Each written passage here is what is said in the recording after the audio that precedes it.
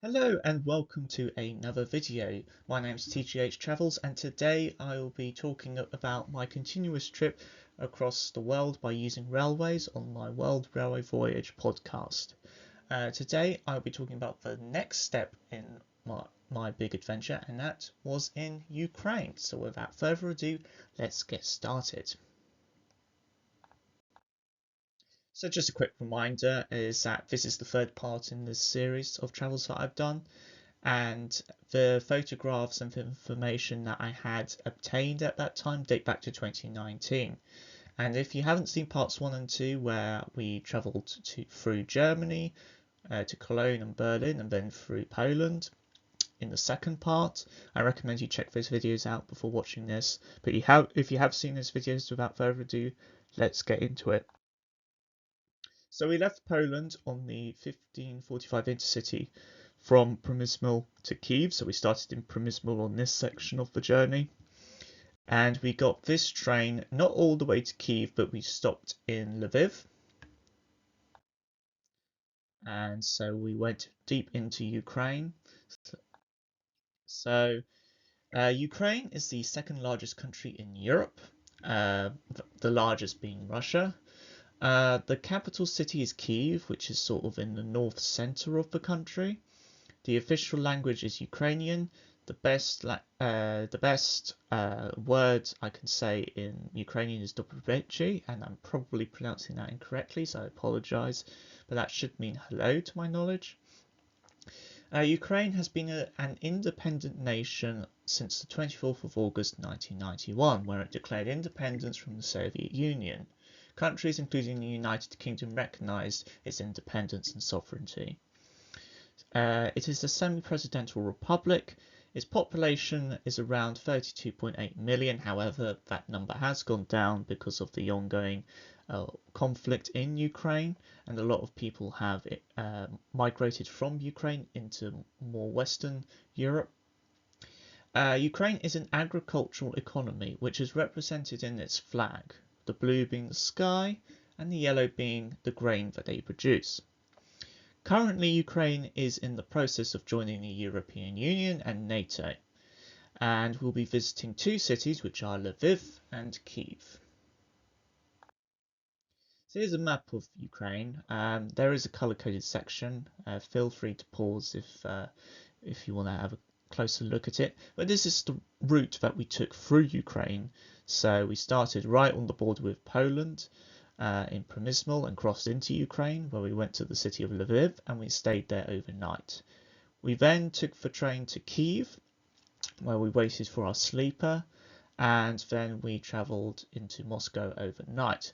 This is the current situation on the battlefield in Ukraine, and with the yellow being Ukraine and the red being Russia, and the territories it occupies currently. Most countries, including the United Kingdom, do not recognise the captured territory as part of Russia. They still recognise that as part of Ukraine. And the blue is what Ukraine has captured reclaimed from Russia. So here is a map of the rail network across Ukraine.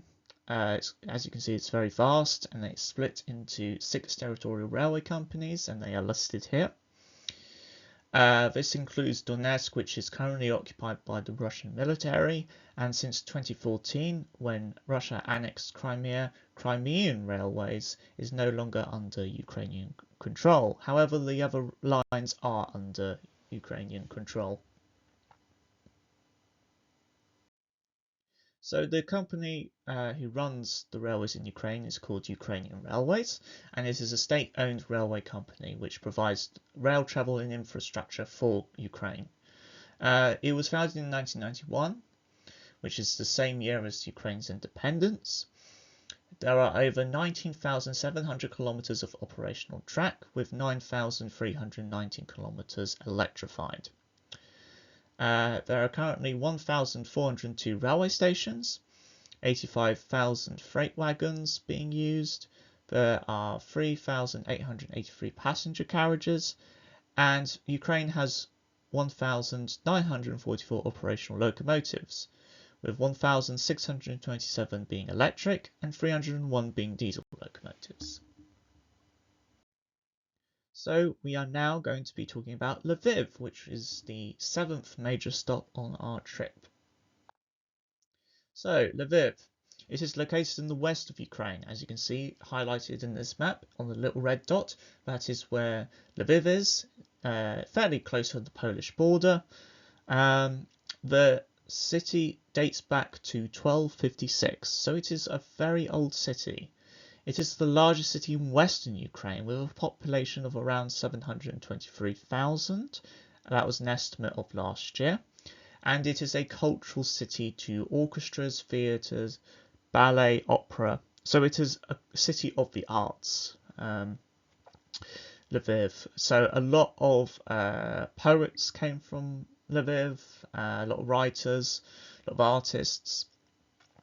The building on the right is the town hall, which includes the tower. So we did see that. That photograph is from me. So we did go and see the town hall. And I mentioned before that Lviv is famous for publishing works.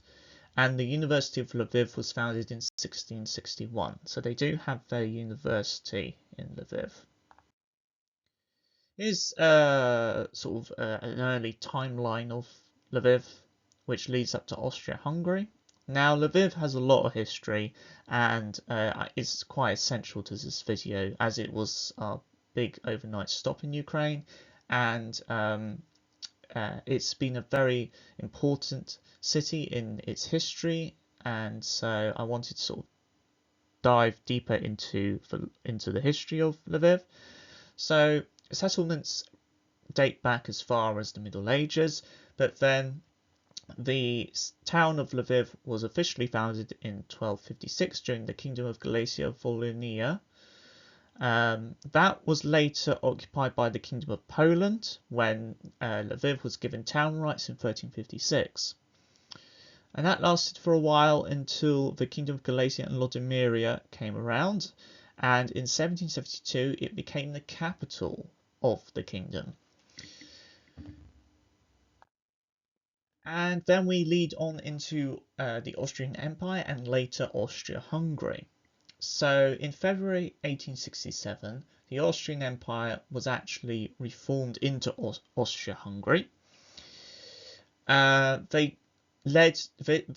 Austria-Hungary then opened up the Galician Sejm, the regional assembly, which was established in Lviv, which had a lot of ethnic Poles in, surrounded by a Ukrainian population. Lviv became quite important for education, culture, local affairs. Austria-Hungary was a very vast empire. It was huge. A lot of people, I don't think, realise that it was pretty big, and it consisted of many countries, including Czechia, Austria, Hungary, Ukraine today, Croatia, Bosnia, Slovenia, the north of Italy. It was massive. But yes, this is when Lviv actually really developed and grew as a city and became extremely important for education, culture, local affairs. It expanded, the population grew. By 1910, it had become the 4th largest city in Austria-Hungary. In this vast empire, it had become the 4th largest city, which is very impressive. And during the time of Austria-Hungary, the Lviv Theatre of Opera and Ballet was constructed. So this is history up until 1945. After this period, the Soviet Union was in full control of Lviv until Ukraine's independence in 1991. But we'll be talking about from 1914 to the end of the Second World War.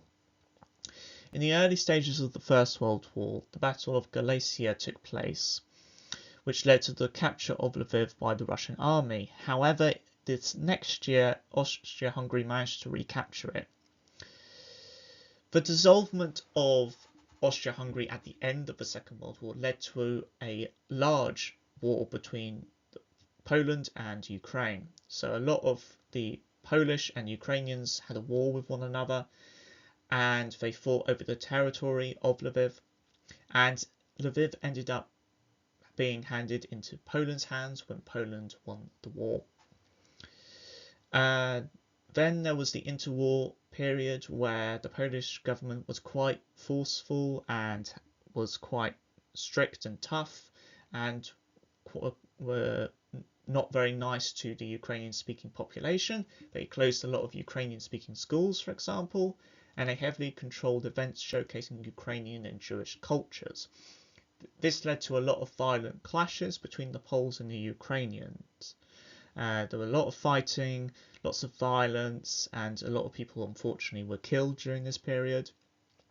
Then the Second World War came around when Germany and the Soviet Union invaded Poland, which included Lviv, which marked the beginning of the Second World War. And the Soviets proved to be much more oppressive than the Poles, and they wanted to wipe out any kind of Ukrainian identity and culture. They wanted to completely erase it. They were very, very oppressive, the Soviets. Then in 1941, Nazi Germany and its allies invaded the Soviet Union. The Nazis established the Genovska concentration camp, where they forced the Lviv National Opera members to form the Tango of Death Orchestra when they performed musical pieces while the Nazis conducted torture and execution. So it was just a horrible time, and the Nazis just committed atrocities, and they forced the National Opera to perform for them while they were committing these atrocities and war crimes. So it was a really tough time for Lviv. And in July 1944, the Soviets recaptured Lviv, or as Lviv was the Polish name for Lviv at the time. And it was in August 1945, at the official end of the Second World War, when Poland agreed to cede Lviv to the Soviet Union. And on the 5th of February 1946, Lviv, or Lviv, was officially handed over to the Soviet Union, which it remained until Ukraine's independence. So here are a few photographs of Lviv today. It's very different to other places I found. It just everything looked like it hadn't been touched for hundreds of years. It was really beautiful, really decorated buildings, lots of colourful buildings. We ate at a really fancy restaurant where they had this giant fish tank full of lots of large fish and sort of baby sharks. It was really interesting place to eat and drink. And I think we went on the rooftop afterwards to see the views of the city. It was just a gorgeous city, Lviv. They have a tram network, and it was just such a lovely place to walk around. This is the Taras Shevchenko monument. This gentleman was a 19th century Ukrainian nationalist poet and artist. So a lot of what he made and what he drew and what he wrote was a subtle way of trying to preserve Ukrainian identity and culture during the Russian occupation. So he was a nationalist, and he was part of a nationalist movement to get rid of the Russians from occupying Ukraine. He made a collection of poems called the Gobsa, and it became a bestseller. He was exiled from Ukraine and died in St. Petersburg, so he's considered the national hero in Ukraine. Here are some famous landmarks in Lviv that we spotted. So you have Rynok Square, you have the remains of the Golden Rose Synagogue, which was destroyed by the Nazis in 1942. There was a large Jewish population during before and during the Second World War, which the Nazis again killed a lot of Jews here, and a lot of them were executed. And then there was this House of Dragon restaurant, where a lot of buildings have these sort of metallic creatures coming out of them. Very artistic city, I thought. This is Lviv railway station. For language lessons, You can see in the Cyrillic alphabet it says Vokzal on the top at the front of the railway station. Vokzal actually means train station in Ukrainian. It also, a lot of the Russians say Vokzal for railway station too. So the construction started in 1899 and was opened to the public in 1904. It was built as part of the Austrian-Hungarian Railways. It receives a monthly traffic of around 1.2 million passengers and 16,000 tons of freight. So a lot of people and freight travel through the station, and the station was last restored in 2003. I wanted to talk a little bit about the Ukrainian culture and its identity. By the way, if there's any Ukrainians in the comments, please feel free to leave any comments on anything I missed or may have got things wrong. Hopefully I haven't got anything wrong, and I'm telling this very well, and I'm including as much relevant information as I can. But if there's anything I've missed, please just feel free to leave your notes in the comments. So Ukraine has the second largest Eastern Orthodox population after Russia. Back in 2019, 82% of the population said that they were Christian. They have a president in Ukraine and a prime minister. The president at the moment is Volodymyr Zelensky, and the prime minister is Yulia Sustenko. I definitely am pronouncing those names incorrectly. I am so sorry. I'm not. I want to make a good effort in saying the names, but I know I will say them incorrectly, not on purpose, of course. But I'm not Ukrainian or Russian, so I try my best to pronounce the names as closely as they should, as closely as they would sound. So the president, who is currently Volodymyr Zelensky, is elected by a popular vote for a 5-year term, and he is the head of the state, or whoever is the head. The president is the head of the state of Ukraine. However, this rule has been affected by the ongoing Russian invasion that's happening in Ukraine at the moment. So that's why Volodymyr Zelensky is still in power. One of the traditional dishes in Ukraine is borscht, a sour cream soup, and it is made of beetroots. The person in the sort of center left is called Kasak Mami, and he is a Ukrainian folklore hero playing the kobza, which is a musical instrument. Since its debut in 2003 in the Eurovision Song Contest, Ukraine has become one of the most successful countries. It has won 3 times and has competed in every single grand final since its debut. It's made it through all the semi-finals every single time. It didn't compete in 2019, but other than that, it's been one of the most successful countries in the contest. I did write a little about Lviv. I did say it was by far one of the most unique and artistic cities I had visited in Europe, and it really did help me fall in love with Ukraine. I fell in love with Ukraine because of Lviv, and I absolutely loved it. I would love to go back to Lviv, and I would love to go back to Ukraine. I do want to explore more of Kyiv if I do have a chance to go back to Ukraine, and honestly, just meeting Ukrainians both in the country and in the UK, some of the most amazing people I've ever come across, some of the kindest, some of the most welcoming people I've ever met, and my love just goes to all the Ukrainian people out there. So thank you for letting me come and visit your country. I thought I had such an amazing time there. And so yeah, I did write a little bit of diary notes of my trip to Lviv. So if you want to read it, feel free to pause the video, but I'm going to move on. So the following day, we took a 5.5-hour journey to Kyiv from Lviv. So that was a 5.5-hour train journey. Ukraine, as I said, is the second largest country in Europe, and so therefore it took a very long time to travel through Ukraine. And here are a few photos, and we had some tea or chai on the train when we were traveling. here are a few photographs that I took from the window.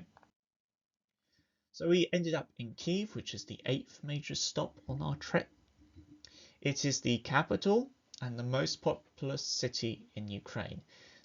It dates back to 482 AD, so it is again a very old city. It is 100 kilometers south of the Chernobyl nuclear power plant. Its reactor number 4 exploded on the 26th of April 1986. We didn't go really anywhere near Chernobyl, but we did. It was 100 kilometers south, so not too far. So yeah, that's the closest that I've ever been to the site of Chernobyl. The railway station is called Kyiv Passivsky railway station. I'm so sorry again, my pronunciation is not great. It was opened in 1870 and was electrified in 1950. It is home to the Kyiv Metro as well as many churches and cathedrals, and it was the last stop before we entered Russia. Talking about the locomotives, here are a couple here. This is the Skoda CHS-8 and it is an electric locomotive. It was formerly used in Czechoslovakia, which now no longer exists.